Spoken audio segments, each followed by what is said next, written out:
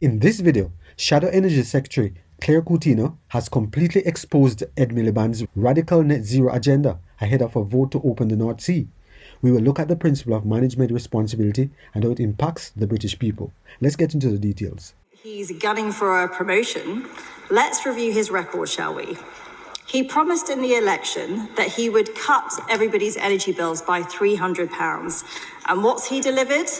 Energy bills up by £200 thanks to his plans.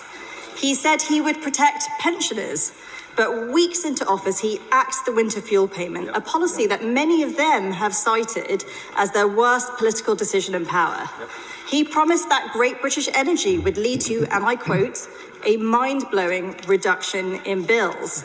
And yet 2 years in, it hasn't taken a penny off household bills, but it has given a six-figure salary to one of his mates. And now we learn that Great British Energy has been putting solar panels made by Chinese slave labour on British primary schools, something he promised this House he would not do. So what's next? Oh, that's right. He said he could control the price of wind. But his botched wind auction signed us up to the highest prices in a decade, way more than the cost of electricity that he inherited. Promise after broken promise. Bills up, pensioners betrayed, six-figure salaries for his mates, and eye-watering contracts for wind developers. And now, to top it all off, a so-called energy independence bill, which would shut down the North Sea. The greatest act of industrial self-harm in a generation. If that's what gets you a promotion in the Labour Party, then Lord help us all. So let's turn to this so-called energy independence bill. For true energy independence, we need our own oil and gas. But this bill enforces the willful destruction of the North Sea. We need our own petrol, diesel, I will in a moment. We need our own petrol, diesel and jet fuel. But this bill does nothing to save our refineries, which are being taxed into oblivion. We need an electricity system which keeps the lights on for British households and industry, but his plan will leave us at the mercy of foreign imports. This isn't independence. It doesn't even come close. It's an energy dependence bill that would leave us weaker, poorer, and more reliant on foreign regimes. Times are serious now. The British people don't want excuses. We don't want a political blame game. We want answers. We want real growth, real development, and leaders who actually understand the business of running a nation.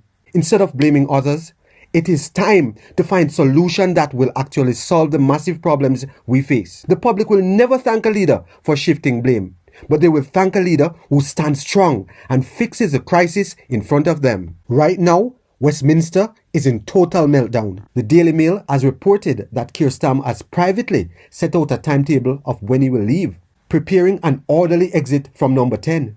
Now, will it be soon or will it be later? The majority of the British people are hoping it will be very soon. His official spokesperson is playing defense, publicly denying it and claiming there is no timetable for departure. But insiders say the internal chaos within Labour is completely unsustainable. But more than anything else, it will only be good if someone with a completely different mindset replacing him. Sadly, all Labour leaders believe in the same things: open borders, net zero climate change, and taxing the people to the bone in order to build wealth. They all use the same word, change.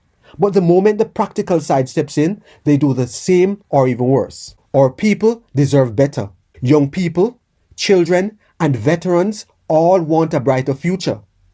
Pensioners want to live comfortably after years of hard work and paying their fair share of taxes.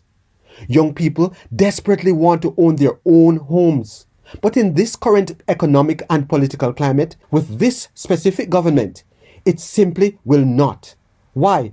Because they all share the exact same ideological mindset. Whether it's Andy Burnham, West Streeting, Angela Rayner, or Ed Miliband, Britain will be sailing in the same direction.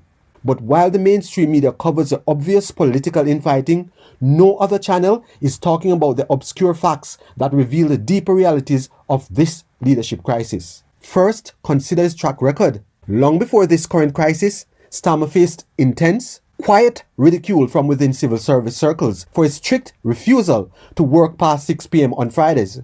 While he claimed it was for family time, critics note that previous high-crisis prime ministers viewed leadership as a 24/7 duty. In the real world, if your business is crashing and your payroll is on the line, you don't just clock out at 6. Second, look at how he handles pressure.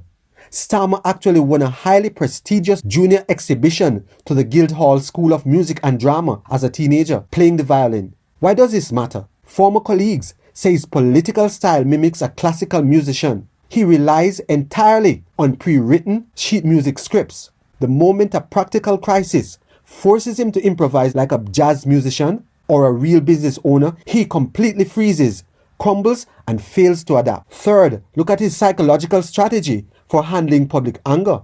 In private leadership circles, it is formally called the protective crouch. Insiders reveal that his literal tactic is to entirely shut out the public's voice, curl up metaphorically, and absorb the hits until the news cycle moves on. He isn't listening to the British public's anger. He's just waiting for the storm to pass. Britain doesn't need leaders who crouch and hide from reality. True responsibility means owning the problems in front of you and fixing them. Hopefully, very soon, Britain will have an election where we can vote in leadership government who truly loves this country. We need leaders with the right mindset about growth. Leaders who love sovereignty and know how to negotiate with different countries without handing over independence. We need leaders who know how to make trade deals that actually benefit our country and our people. Most importantly, Britain needs leaders who have actually built businesses. Leaders who have made a payroll. Leaders who understand that when things go bad, you don't crumble.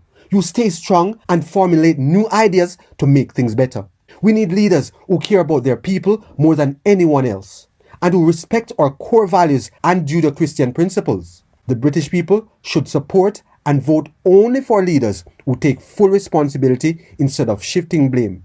Choose responsibility at the ballot box. What do you think?